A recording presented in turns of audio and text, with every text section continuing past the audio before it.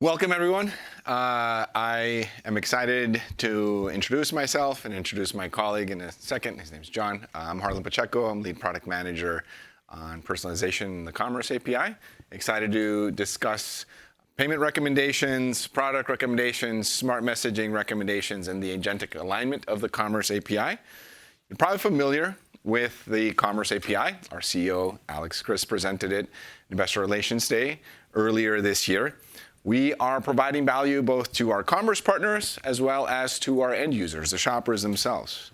To our merchant commerce partners, we're offering dynamic rewards and offers that can be highly tailored and highly personalized, and we're providing optimized targeting and conversion in the form of ads and in the form of optimized shopping experiences, which we'll give you a preview of here today. Obviously, for our shoppers themselves, we're offering more rewarding ways and more fulfilling ways to pay, and we're offering seamless, more friction-free checkout experiences that are integrating at those moments of delight for shoppers and users. Things that they're accustomed to and things that they're increasingly accustomed and expect. And why do we think that is happening? Because our shoppers want more personalized interactions. And over 71% of them want more personalized interactions, and close to 3/4 of them get highly, highly frustrated when they don't see the products and experiences that they're expecting to see during their e-commerce experiences. There's other value-added benefits that we can introduce to shoppers along the way. They want more fulfilling, more savings-oriented, personalized shopping experiences, and they want thought to the products that are presented to them, perhaps in bundles and perhaps in complements across these shopping services. We think, and we're here to explore, and we're going to get your feedback at the end of the session, that we have a pretty unique value proposition to add to both the merchants and the shoppers, both sides of the network in this new world. We have a lot of brand trust. Both our merchants and our end users themselves expect us to protect and respect the trust in everything that they've entitled us with. We have over 20 million merchants that are active in using our services and our checkout products across the ecosystem. And we recently unlocked 80 million permissioned shopper profiles that give us the opportunity to incorporate data and preferences safely and securely stored in a wallet that are used to power shopping experiences. What do we mean by this? Well, here you see one particular user's shopping experiences, perhaps their wardrobe preferences, perhaps their favorite stores. And so the question is, how do we make sure that we use that for merchants in a way that reinforces the trust that we have with their users and reinforces the trust that we have with our merchants as well? Here's how we think we want to do that. The personalization platform will help merchants personalize shopping for their consumers across channels, and that information that our 80 million permission shopper profiles have securely and safely stored in their wallets will be used to power recommendations. We won't be sharing that data with merchants, but we're using that to power recommendations and to power the payment experiences that are going to drive more value.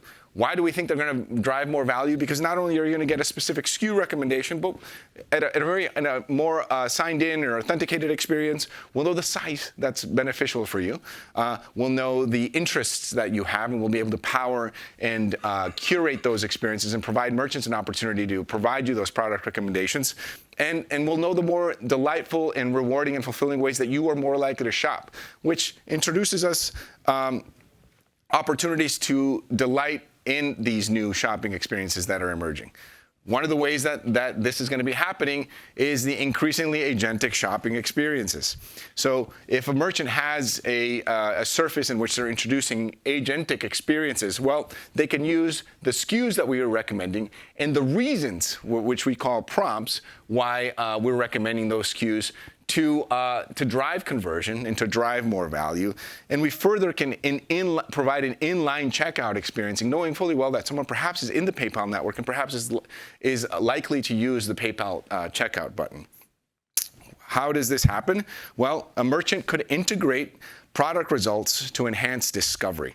Perhaps they want to sprinkle about their surface some of the SKUs, some of the products, and some of the reasons, prompts, why we believe can drive value and can drive conversion for a shopper on a merchant experience.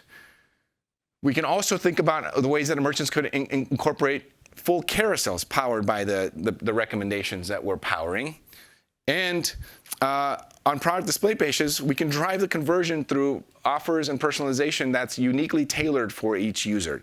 There's a big blue PayPal button there that we know based on that particular user's membership in our network, and that particular user's valid FIs in their wallet and low risk scores and low friction scores is more likely to drive conversion than some other button placement there.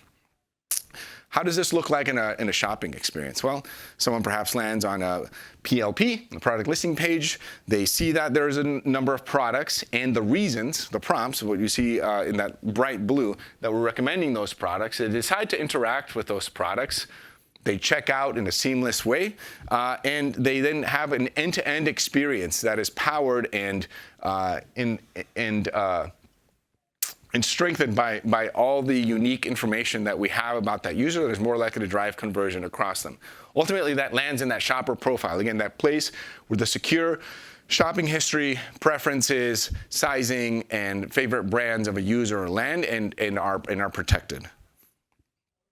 This is what leads to us having 3 unique levers that drive value creation. Every merchant here, every merchant out in the ecosystem wants to drive conversion rates, wants to drive higher average order volume. Well, our Smart Pay Selector, which brings the right button with the right kind of messaging and the right kind of offers, is one important lever that drives conversion.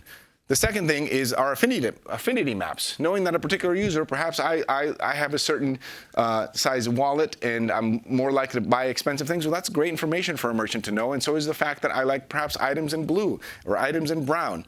And then lastly, it might be important for a merchant to also have recommendations that know I'm going golfing next weekend, and so that next golf item that I might need might be more likely to drive conversion. And so altogether, those 3 different levers combine to create the value creation that all of our merchants and our end users want, right? More delightful experiences that create value on both sides of the network. And I will turn it over to John Barksdale.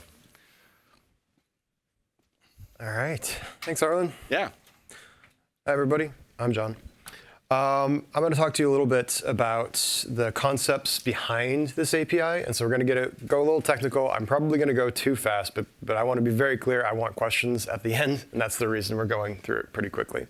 So Harlan mentioned the shopper session and the shopper journey, right? And so, yeah, shopper, of course, is the person who's on your website, who's in your experience, whether that be chat, whether it be web, whatever. They're coming to your surface, whether that be an app or a site. And when they show up, you're going to go ahead and create them shopper session. Okay, so that basically accompanies them throughout their journey. As they're browsing along, as they're finding things, they're looking for things, they're discovering new things, the things they are interested in, the shopper session accompanies them.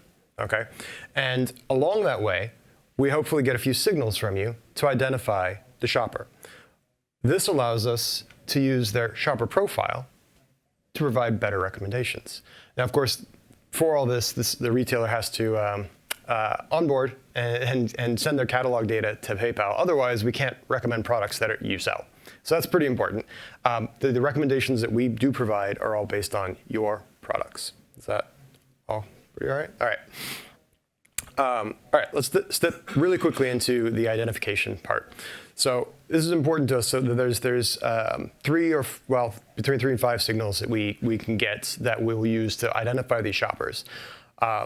Things like device fingerprinting is probably the best passive one, where if you run the device fingerprinting we have, then that will go ahead and let us know if they're a PayPal customer. We can also take email or phone number. Sometimes you might incentivize via an offer. Or if they log into your site, you probably have a pretty good idea who they are. That's another good way we can do it. And we have some account linking as well. But this matters because depending on the state here, right? You've got the non-identified, where we don't know who they are. There's very limited things we can do. The value of this offering is in that profile, knowing who they are and allowing us to go ahead and use that data. So if we don't know who they are, the only thing we can do is trends.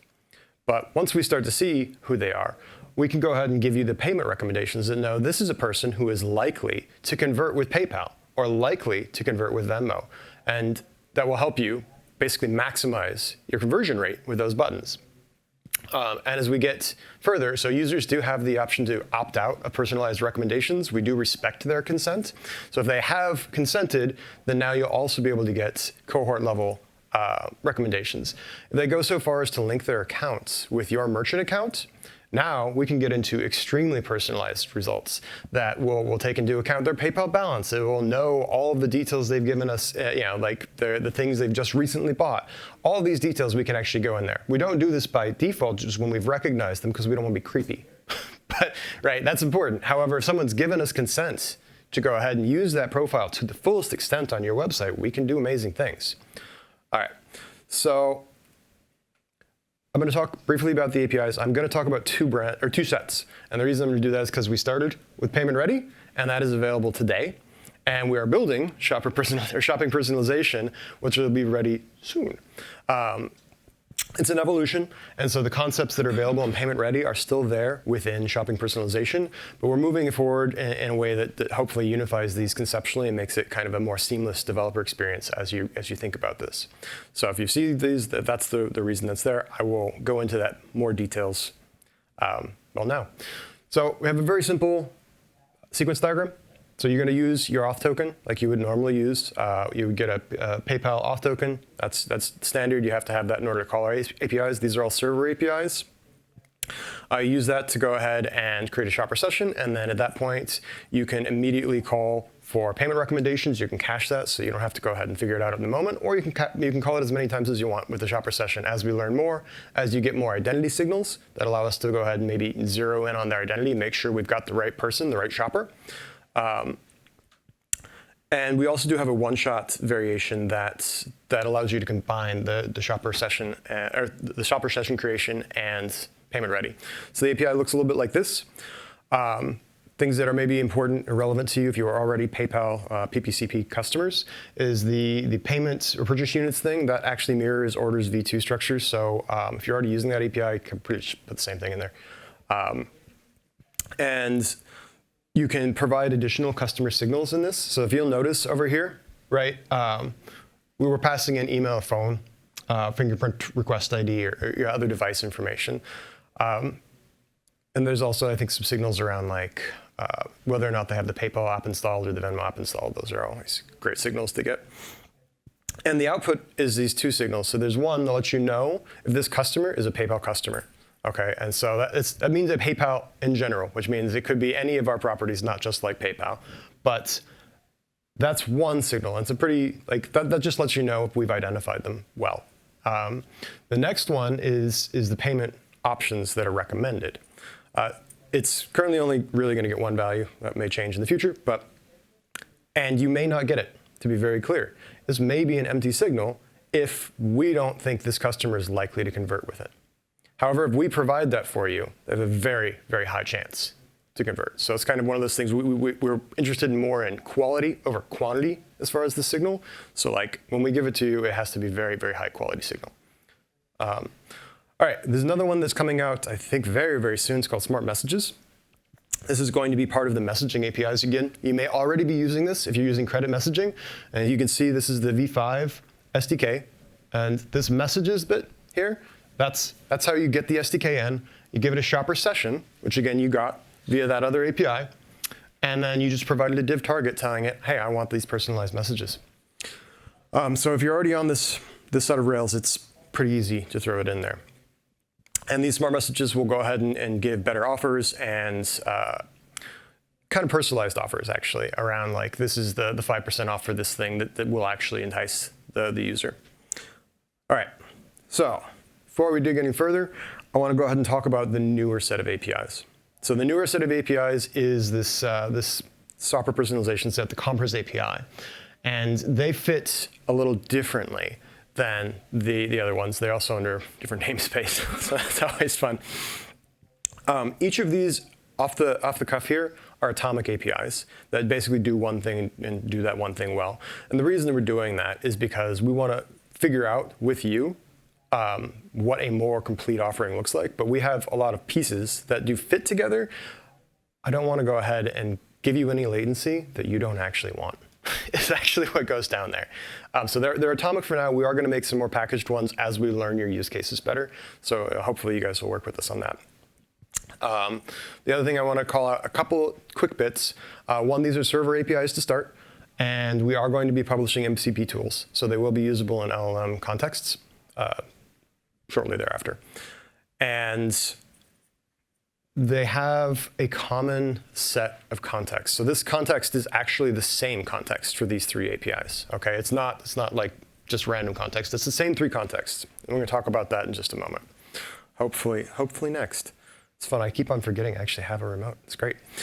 All right. So speaking of the context, this is the recommendation context. It's basically what's around the shopper, where they are in their journey right now. This is important because otherwise we can't give you stuff that is contextually aware. So if they're on a product details page, what are they looking at? What product is it? How much does it cost? How did they get here? It's also important. If they're in a conversational interface, they give you all kinds of fun stuff in that about why they're looking for something, where they're going, what activities are they doing. Of course, there's the parts they simply ask for. That's important too. But like the other parts of the conversation are super important for us to be able to give this contextual recommendations. All right. So if you'll notice, this is shopper personalization now, and I know it's small, but it looks exactly the same.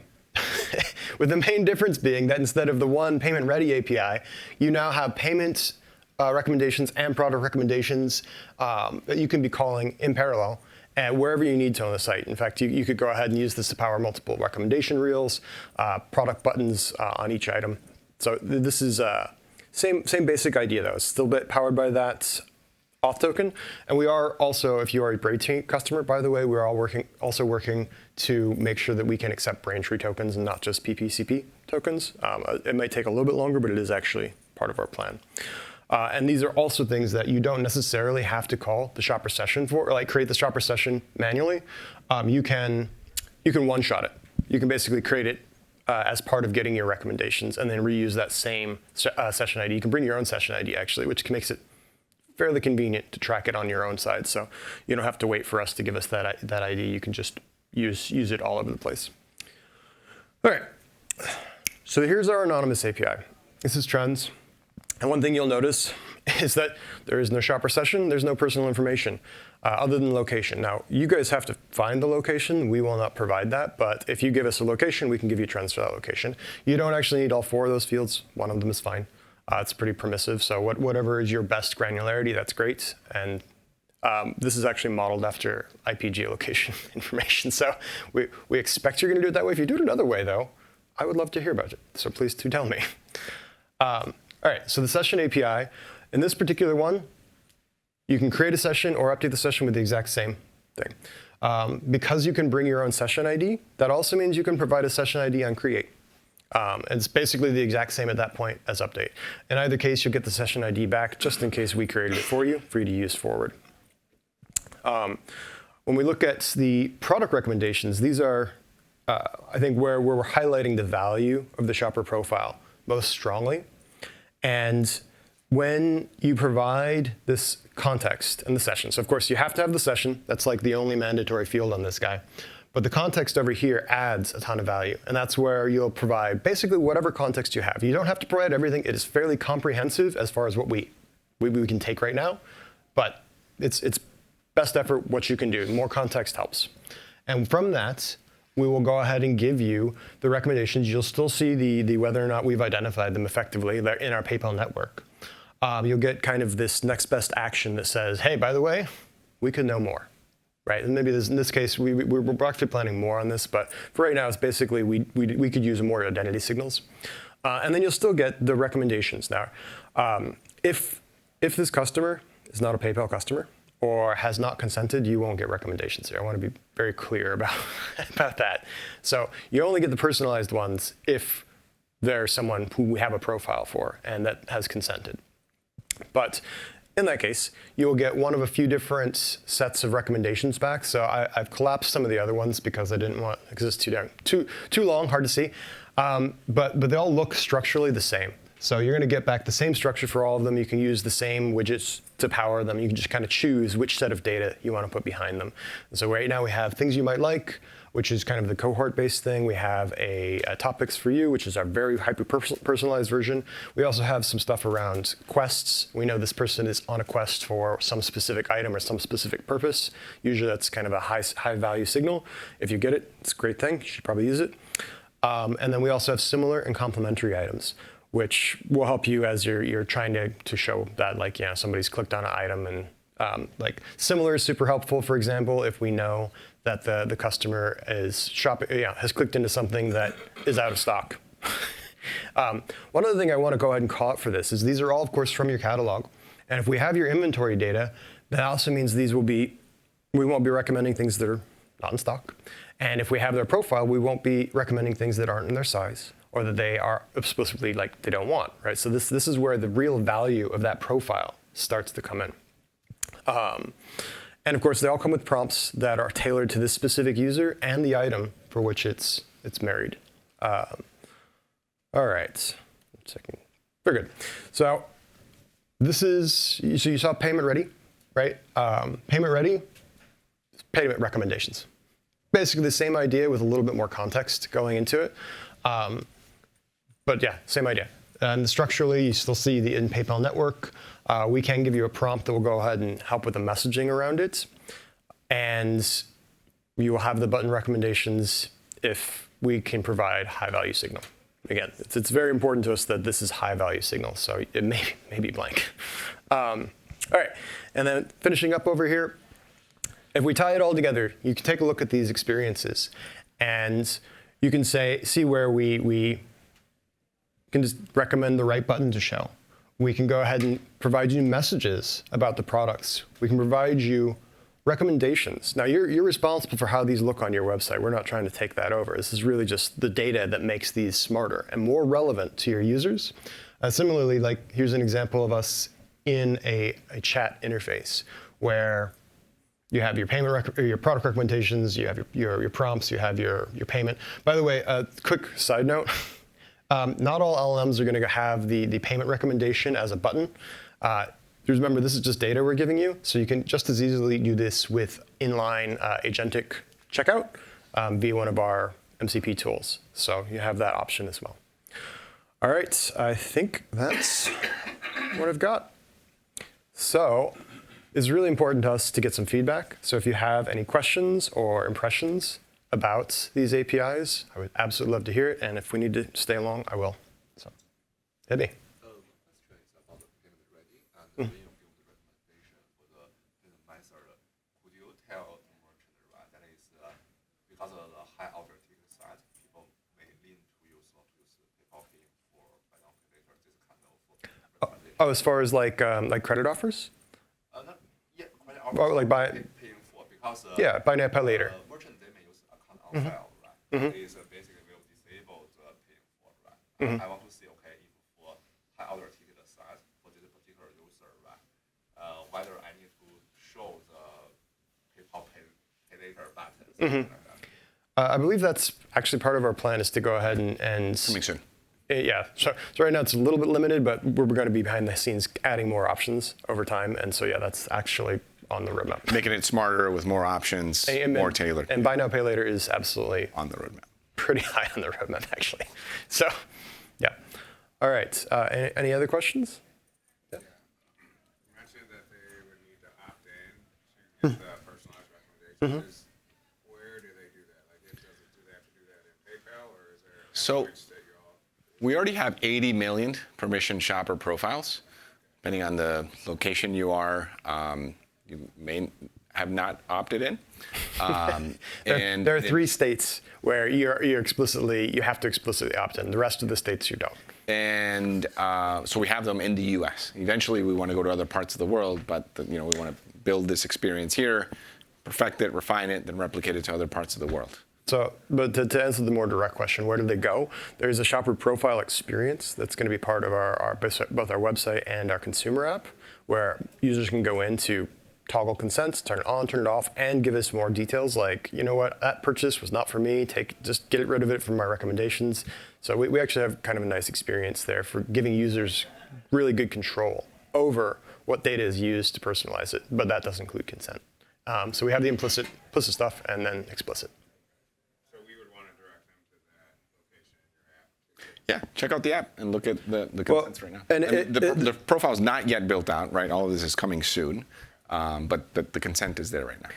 And part of the messaging that we'll be giving back too is like if we recognize that this is a person who has it turned off, some of the messaging will be like, hey, you can get better recommendations if you turn on PayPal recommendations, right? And so we'll help with that. We don't want to put that all on you guys to do our job. So, all right. Of course. Oh. How does it work from a marketplace standpoint, like multi-merchants? Like if I'm redirected from one of the merchants, I come and give my consent, and that's a siloed space within your broader marketplace is how I'm understanding. So the consent, me giving consent for one, like how do you guys handle cross-merchant, a single user coming in through different merchant, maybe a merchant website, Shopify coming into PayPal. I don't know. I'm just as a user, I'm trying to understand how do you guys? So there's a global consent that is just in general, like we're allowed to personalize your recommendations. And so that's the one that's in the PayPal app. So that's not merchant dependent. To go ahead and get into the really, really personalized stuff, that's basically account linking right now. We're still working on a few other options around that, but it's account linking, which is to say you tell that merchant you're going to link your account with PayPal. And And so I think you're also asking like, how is this going to end up on merchant surfaces? How is this going to end up on a Shopify store? How is this going to end up on your ex favorite retailer? Piece by piece, right? Conversations with folks like you here, conversations that we've been having. No, I'm just trying to draw a parallel to getting into Amazon, right? If you go into Amazon, some marketplace, it's abstracted. I don't know, like once I get into the detail page, I see who the seller is. Yeah. And I don't really interface with the seller, right? I mean, it's more on Amazon, so well, yeah. So the initial offering we have around the product recommendations is really focused on single merchants. That being said, partner and marketplace is actually the next logical step, and so it is also the thing I'm working on when I'm not here. Is figuring out how we can go ahead and have a good answer for the marketplaces, because there are a lot of marketplaces, and product discovery remains an unsolved hard problem. And so this is our way to try to help users discover things, not just like search, but discovery through their profile. Yeah. And that, like again, for a merchant surface, it's important that we're helping the merchants and making sure it's their catalog we're recommending. But for a platform or for a partner, now they want whoever's most relevant for their entire set of merchants to this customer. So anyway, we'll be working on that too. Thanks. When you're talking about personalization recommendations, how quick are these? Are these real time? What is the expected lag? Like, is it milliseconds, seconds, minutes? We're fairly aggressive with our latency targets. I'm pushing all of our teams to get there in under 200 milliseconds. I'm hesitant to go ahead and provide that as our SLA right now, but the idea is they're meant to be real time. But again, server side, so we don't want to be pushing these to the client device. Like, it's up to you guys to determine how you want to do this from your experience. To be fair, you could call them from the client, but they are meant to be server side APIs, at least right now.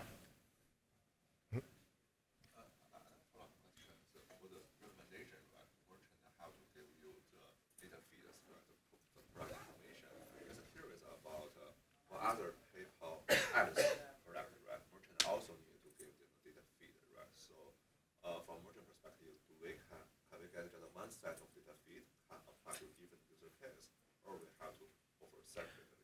Oh no, so we're planning on doing like the catalog integration. Is that kind of where you're at? And yeah, so we're planning on using some of the other PayPal rails and products. So Honey Catalog direct integration. I think also interested in using like Zettel's inventory management as ways that you can, if you're already using those, then hopefully that part is done.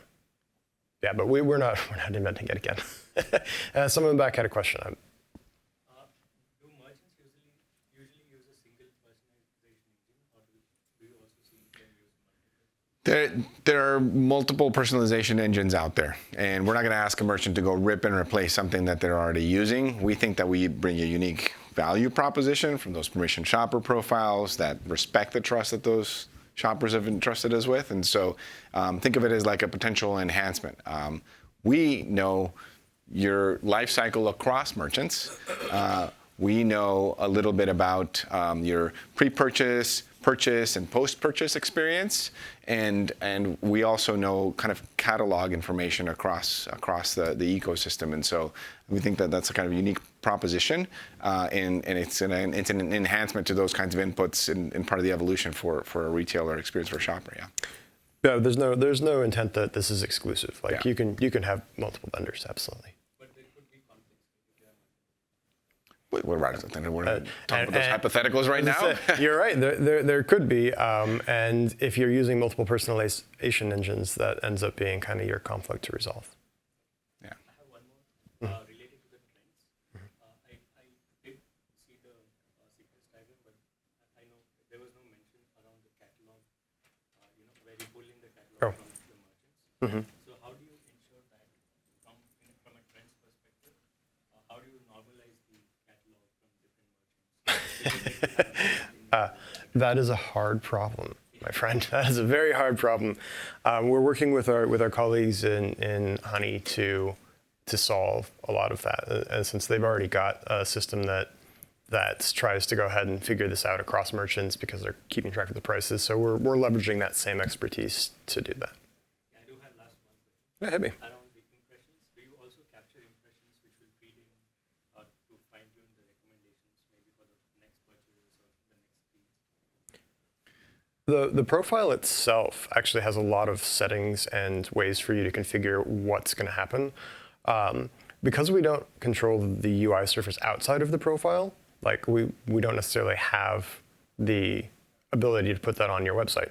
So we do accept signals, and so we have kind of like some eventing telemetry signals APIs that if you want to collect those, like we'd be grateful for them. We absolutely will feed it in, but it's also like not mandatory. And we wouldn't do that for folks that we've not identified. We would Yeah, it would only be explore for people collaboration who, with you, yeah. folks that we've identified. All right, one in the back. I have one merchant question. So there are two ways I shop as a consumer. One is through the merchant website. So for instance, I'm a Nike, I like a shoe. It's on my checkout cart, I check out through it. And typically when I click on PayPal on Nike's merchant website, I'm redirected to an iframe, right? So where do these recommendations show up in that iframe? One is that. Two is the second way I shop is to the point of sale system, right? I go to the Nike store, I either use Apple Pay, Google Pay, whatever is available on my phone, convenient shopping experience. So in these two flows, in these two checkout flows, where do these recommendations show up? Because to me as a consumer, that's the most intuitive way of shopping. Unless I explicitly go to my PayPal application, there is no way for me to interact with these recommendations. Yeah. So I think help that, me understand yeah. help me understand how a consumer like me can stumble upon the Yeah. recommendations that you guys are building. We did not mean to give this impression, but our recommendations are surface agnostic. They could live on a merchant surface. They could live on the Nike, In fact, we hope they will live on a merchant surface. Nike It native always- app, web app, perhaps some other marketplace or platform. And so that world that you're envisioning of living on the PayPal app, sure, possibility, but we want it to exist many places so that your discovery can happen naturally, intuitively as your shopping experiences lend themselves to, and so that you check out with PayPal once you see that, like we position that easier payment recommendation next to that SKU that's personalized for you. Yeah. So Can I just add to that to answer the question directly? The intent there is that it will show up on your Nike.com. yes. That's what we said. In that experience, Nike already upsells a couple of products, We right? will have So, them power that recommendation. Yeah. So this would be like Nike wants PayPal to help them sell their products better and adds those APIs to power their recommendations or to give more information where possible, right? So we will augment the Yeah. information. We have unique information about you as a PayPal customer also that Nike doesn't have. We will help augment the experience. Yeah. So and the easy examples is we may know that your recent purchases are hiking related. So maybe when you go to Nike, you're not looking for the basketball shoe anymore. You're looking for some hiking footwear, whatever it is, right? That's information that Nike just can't know because they're not everywhere you are in the way that we are. everywhere we are. Yeah. Do you mind if I have one thing to that? So come on up, by the way. Everyone meet Scott. Scott is another one of our founding architects on this project. Yes. So Scott Hamilton, Enterprise Architecture. I'm now blind with the lights last. They're very bright. Yeah, I just wanted to add to that. If you saw, I know we went through these very fast, but in the API responses that you were seeing, thank you. So the API responses that you might have been seeing, you would see the SKUs, which they're going to be the SKU IDs of the merchant, so that you can make sure that the merchant is able to look up whatever details that they want in order to actually render the recommendation. But there was also these prompts. And so one of the other benefits that we're going to be able to give, like in this Nike situation, that Nike wouldn't necessarily have, is our knowledge of our ability to put something enticing with that. Right, so maybe there's some shoes, and it also says, because we've done this account linking that we've been talking about. Scott, you can get 5% off, or there's some cash back offer, or maybe there's a very specific rewards burn that I can do. So we can give you these prompts as part of these recommendations. How you or the merchant is going to weave that into the user experience is totally in your control. But the point would be, yes, Nike or a lot of these large enterprises, especially, already have probably pretty powerful, personalization engines and customer data platforms. We're helping to augment that, but they're definitely not a replacement. Yeah, and I think the another good example I thought of, by the way, is you've saved an offer for this brand or whatever it is. You saved an offer for that applies here. And that's a great message that will help hopefully convert on that item. The other thing that I think is relevant too is that we're not a data vendor. We're not selling this data to the merchants. We're not giving them access to that profile. We're giving them recommendations based on it. And I think it's a subtle difference, but it's important from a consumer trust perspective. And it's the reason we think we'll be able to keep the consent and perhaps even increase it organically. Because people do want personalization, but they also don't want to give up their data. And so if they've already trusted their data with us, and they get personalization out of it without leaking it, that's value.